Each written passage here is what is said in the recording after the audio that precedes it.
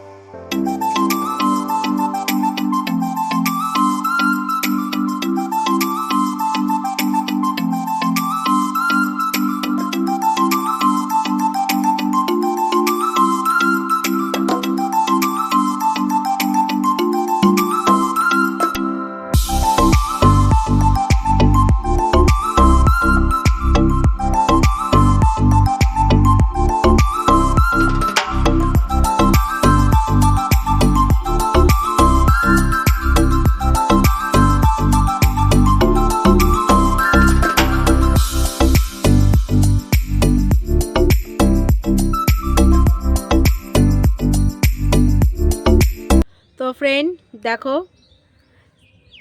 ভিডিওটা কেমন লাগলো তোমরা অবশ্যই কমেন্ট করে জানাবে। আমি এরকম ভিডিও আগে কোনো দিন করিনি, তো রিকোয়েস্টেড ভিডিও। তো যাই হোক, যদি ভালো লাগে অবশ্যই লাইক কমেন্ট শেয়ার করো, আর এইভাবেই পাশে থাকো, আমাকে সাপোর্ট করো। তো যাই হোক, চলো ভিডিওটা অবশ্যই দেখো। তো চলো টাটা, তোমরা সবাই ভালো থাকবে, সুস্থ থাকবে, সবাইকে ভালো রাখবে। তো চলো টাটা।